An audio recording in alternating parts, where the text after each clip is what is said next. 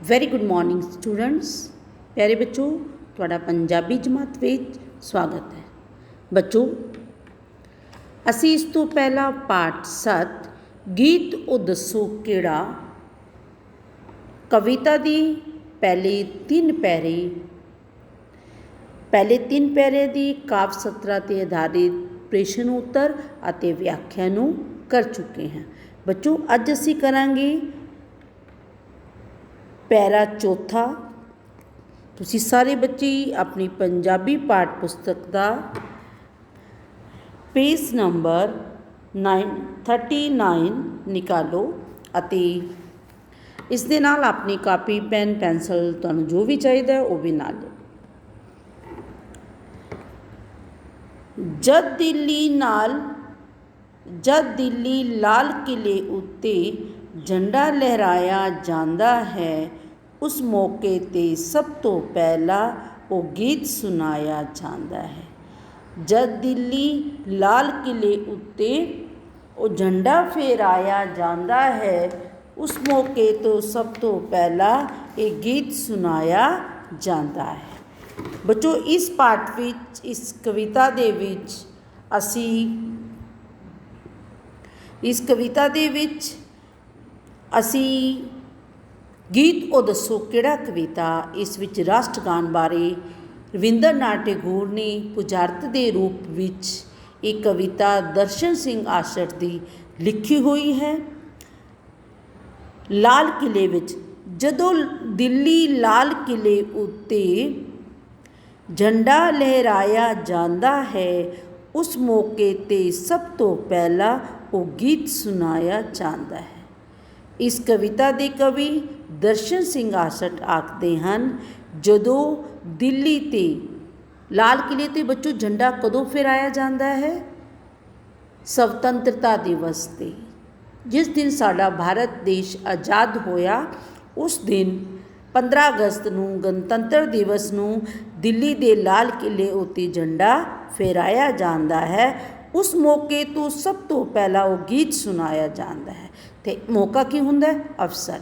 ਇਸ ਅਵਸਰ 'ਤੇ ਸਭ ਤੋਂ ਪਹਿਲਾਂ ਕਿਹੜਾ ਗੀਤ ਗਾਇਆ ਜਾਂਦਾ ਹੈ? ਰਾਸ਼ਟਰੀ ਗਾਨ। ਸਭ ਤੋਂ ਪਹਿਲਾਂ ਰਾਸ਼ਟਰੀ ਗੀਤ, ਕਿਹੜਾ ਗੀਤ ਗਾਇਆ ਜਾਂਦਾ ਹੈ? ਰਾਸ਼ਟਰੀ ਗੀਤ ਗਾਇਆ ਜਾਂਦਾ ਹੈ। ਹੁਣ ਬੱਚੋ, ਇਸ ਦੇ ਕਾਵ ਸਤਰਾਂ 'ਤੇ ਆਧਾਰਿਤ ਪ੍ਰਸ਼ਨ ਉੱਤਰ ਕਰਾਂਗੇ। ਬੱਚੋ, ਪਹਿਲਾ ਪ੍ਰਸ਼ਨ ਹੈ, ਲਾਲ ਕਿਲਾ ਕਿੱਥੇ ਹੈ? ਲਾਲ ਕਿਲਾ ਬੱਚੋ ਕਿੱਥੇ ਹੈ? ਕਿੱਥੇ ਹੈ ਬੱਚੋ? ਦਿੱਲੀ ਵਿੱਚ। ਕਿੱਥੇ ਹੈ ਬੱਚੋ? ਦਿੱਲੀ ਵਿੱਚ। ਲਾਲ ਕਿਲੇ ਉੱਤੇ ਝੰਡਾ ਕਦੋਂ ਫਹਿਰਾਇਆ ਜਾਂਦਾ ਹੈ? ਕਦੋਂ ਫਹਿਰਾਇਆ ਜਾਂਦਾ ਹੈ ਬੱਚੋ? 15 ਅਗਸਤ।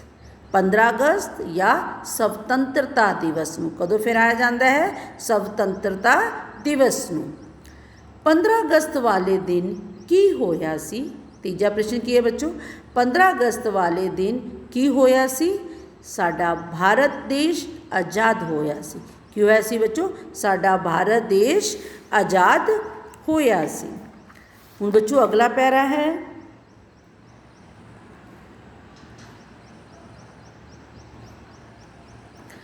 ਗਣਤੰਤਰ ਆਜ਼ਾਦੀ ਦਾ ਦਿਨ ਜਦ ਵੀ ਤੁਸੀਂ ਮਨਾਉਂਦੇ ਹੋ, ਗੀਤ ਉਹ ਦੱਸੋ ਕਿਹੜਾ ਜਿਸ ਨੂੰ ਵਿੱਚ ਸਕੂਲ ਦੀ ਗਾਉਂਦੇ ਹੋ। ਗਣਤੰਤਰ ਆਜ਼ਾਦੀ ਦਾ ਦਿਨ ਜਦ ਵੀ ਤੁਸੀਂ ਮਨਾਉਂਦੇ ਹੋ, ਗੀਤ ਉਹ ਦੱਸੋ ਕਿਹੜਾ ਜਿਸ ਨੂੰ ਵਿੱਚ ਸਕੂਲ ਦੇ ਗਾਉਂਦੇ ਹੋ। ਇਸ ਕਵਿਤਾ ਦੇ ਕਵੀ ਦਰਸ਼ਨ ਸਿੰਘ ਆਸ਼ਟ ਆਖਦਾ ਹੈ ਕਿ ਗਣਤੰਤਰ ਦਿਵਸ, ਬੱਚੋ ਗਣਤੰਤਰ ਦਿਵਸ ਕਦੋਂ ਮਨਾਇਆ ਜਾਂਦਾ ਹੈ? 26 ਜਨਵਰੀ ਨੂੰ। ਗਣਤੰਤਰ ਦਿਵਸ ਕਦੋਂ ਮਨਾਇਆ ਜਾਂਦਾ ਹੈ? 26 ਜਨਵਰੀ ਨੂੰ। ਕਿ ਜਦੋਂ ਵੀ ਤੁਸੀਂ ਗਣਤੰਤਰ ਦਿਵਸ ਜਾਂ ਆਜ਼ਾਦੀ ਦਾ ਦਿਨ ਸੁਤੰਤਰ ਦਿਵਸ, ਜਦੋਂ ਵੀ ਤੁਸੀਂ ਗਣਤੰਤਰ ਦਿਵਸ ਜਾਂ ਸੁਤੰਤਰਤਾ ਦਿਵਸ ਮਨਾਉਂਦੇ ਹੋ, ਸਭ ਤੋਂ ਪਹਿਲਾਂ ਦੱਸੋ ਕਿਹੜਾ ਗੀਤ ਗਾਇਆ ਜਾਂਦਾ ਹੈ? ਕਿਹੜਾ ਗੀਤ ਗਾਇਆ ਜਾਂਦਾ ਹੈ? ਰਾਸ਼ਟਰੀ ਗੀਤ, ਜਨੀ ਗਨੀ ਮਨੀ ਅਧਿਨਾਇਕ ਜਯਨੀ। ਇਹ ਗੀਤ ਬੱਚੋ ਗਾਇਆ ਜਾਂਦਾ ਹੈ। ਹੁਣ ਬੱਚੋ, ਇਸ ਪਿਆਰੇ ਦੇ ਅਸੀਂ ਪ੍ਰਸ਼ਨ ਉੱਤਰ ਕਰਾਂਗੇ। ਗਣਤੰਤਰ ਦਿਵਸ ਕਦੋਂ ਮਨਾਇਆ ਜਾਂਦਾ ਹੈ? ਗਣਤੰਤਰ ਦਿਵਸ ਕਦੋਂ ਮਨਾਇਆ ਜਾਂਦਾ ਹੈ ਬੱਚੋ? 26 ਜਨਵਰੀ ਨੂੰ। ਕਦੋਂ ਮਨਾਇਆ ਜਾਂਦਾ ਹੈ? 26 ਜਨਵਰੀ ਨੂੰ। ਗਣਤੰਤਰ ਦਿਵਸ 'ਤੇ ਕੀ ਫਹਿਰਾਇਆ ਜਾਂਦਾ ਹੈ? ਗਣਤੰਤਰ ਦਿਵਸ 'ਤੇ ਕੀ ਫਹਿਰਾਇਆ ਜਾਂਦਾ ਹੈ ਬੱਚੋ? राष्ट्र झंडा तिरंगा, राष्ट्रीय झंडा तिरंगा, राष्ट्रीय झंडा तिरंगा। इस पैरे दे कवि दा की नाम है? इस पैरे दे कवि दा की नाम है बच्चों? दर्शन सिंह आशट। की नाम है बच्चों? दर्शन सिंह आशट। ये सी बच्चों पैरे 5 दे प्रश्न उत्तर। हुण बच्चों असी अगला पैरा पढ़ने हैं। सिर्फ 52 सैकेंड विच एक गीत खत्म हो जाता है भारत दे वख-वख राजा दा जिस विच जिक्र भी आउंदा है। सिर्फ 52 सैकेंड विच कवि दर्शन सिंह आखदा है कि जिहड़ा साडा राष्ट्रीय गीत है जनगण मन अधिनायक रे ये किन्ना समय दा है? 52 सैकेंड का, 52 सैकेंड का, 52 सैकेंड का ये गीत 52 सैकेंड विच ये गीत खत्म हो जाता है। इसनू गाउन का समा किन्ना है बच्चों? 52 मिनट, 52 सैकेंड। तो इस विच किसका जिक्र आउंदा है? भारत के वख-वख राजा का जिक्र आउंदा है इस दे विच। हुण बच्चों असीं इस पैरे के प्रश्न उत्तर करांगे। पहला प्रश्न है राष्ट्रीय गीत गाउन लई किन्ना समा लगता है? राष्ट्रीय गीत गाउन लई किन्ना समा लगता है? 52 सैकेंड। किन्ना समा लगता है बच्चों? 52 सैकेंड।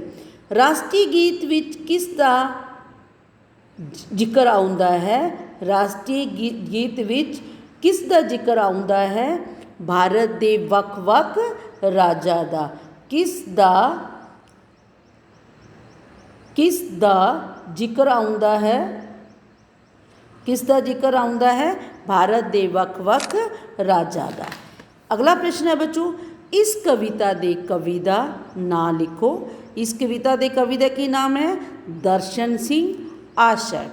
की है बच्चों? दर्शन सिंह आशट। बच्चों बार बार ये प्रश्न क्यों लिखाया जाता है?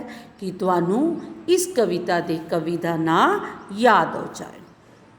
अगला है बच्चों अक्खा मूंद के नाल सैजदे विच सुरताल सुनाउंदे हो गीत ओ दसो किहड़ा जिसनू विच स्कूल दे गाउंदे हो। अक्खा मूंद के नाल सैज के, अक्खा मूंद के की हुंदा बच्चों? अक्खा बंद करके, सैज दे आराम दे नाल।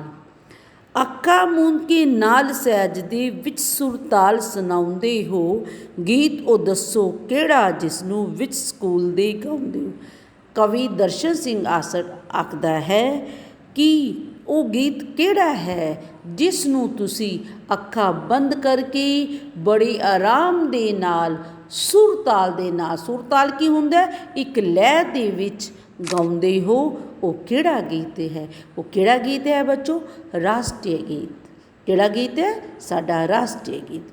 हुण बच्चों असीं इसदे 7वें पैरे दे काव्य सत्रा ते आधारित प्रश्न उत्तर करने हैं। राष्ट्रीय गीत किवें गाउंदे हां?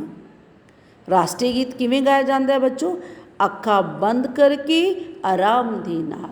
किवें गाया जाता है? अक्खा बंद करके आराम दे नाल। दूजा प्रश्न है कि राष्ट्रीय गीत सुरताल नाल गाया जाता है? कि राष्ट्रीय गीत सुरताल नाल गाया जाता है? हाँ जी। किवें गाया जाता है? हाँ जी। तीजा प्रश्न है बच्चों गीत ओ दसो कविता किस दी रचना है? गीत ओ दसो किहड़ा कविता बच्चों किस दी रचना है? दर्शन सिंह आशट दी। किस दी रचना है बच्चों? दर्शन सिंह आशट दी एक कविता है। तो बच्चों अज असी पंजाबी पाठ पुस्तक का पाठ 7 गीत ओ दसो किहड़ा कविता की व्याख्या अते काव्य सत्रा ते आधारित प्रश्न उत्तर नूं कीता। एक कविता एक बारी दोबारा बच्चों असी इस कविता नूं शॉर्ट रूप विच रिवाइज कर लैने हैं। एक कविता दर्शन सिंह आशट की लिखी हुई है। इस विच लेखक ने राष्ट्रीय गीत जनगण मन अध्ययन बारे दस्सिया है कि इस दे रचयिता कौन हैं, इसनूं किसने लिखिया है, ये कित्थे कित्थे गाया जाता है, तो इसनूं ਲਿਖਣ ਵਾਲੇ ਰਵਿੰਦਰਨਾਥ ਟੈਗੋਰ ਹਨ ਅਤੇ ਇਸ ਨੂੰ ਗਾਉਣ ਦਾ ਸਮਾਂ 52 ਮਿੰਟ ਹੈ। ਇਹ ਦਿੱਲੀ ਦੇ ਲਾਲ ਕਿਲ੍ਹੇ 'ਤੇ ਸੁਤੰਤਰ ਦਿਵਸ ਨੂੰ ਵੀ ਸਭ ਤੋਂ ਪਹਿਲਾਂ ਗਾਇਆ ਜਾਂਦਾ ਹੈ। ਗਣਤੰਤਰ ਦਿਵਸ 'ਤੇ ਵੀ ਰਾਸ਼ਟਰੀ ਗੀਤ ਬੜੇ ਮਾਣ ਸਨਮਾਨ ਦੇ ਨਾਲ ਗਾਇਆ ਜਾਂਦਾ ਹੈ। ਸਕੂਲਾਂ ਵਿੱਚ ਵੀ ਜਦੋਂ ਪ੍ਰਾਰਥਨਾ ਸਭਾ ਹੁੰਦੀ ਹੈ ਅਤੇ ਉਸ ਦੇ ਵਿੱਚ ਵੀ ਰਾਸ਼ਟਰੀ ਗੀਤ ਨੂੰ ਗਾਇਆ ਜਾਂਦਾ ਹੈ। ਇਸੀ ਬੱਚੋ ਸਾਡਾ ਅੱਜ ਦਾ ਵਿਸ਼ਾ ਪਾਠ 7 ਗੀਤ ਉਹ ਦੱਸੋ ਕਿਹੜਾ ਕਵਿਤਾ। ਆਈ ਹੋਪ ਤੁਹਾਨੂੰ ਸਭ ਬੱਚਿਆਂ ਨੂੰ ਇਹ ਕਵਿਤਾ ਸਮਝ ਆ ਗਈ ਹੋਣੀ। ਆਲ ਦਾ ਬੈਸਟ। ਓਕੇ।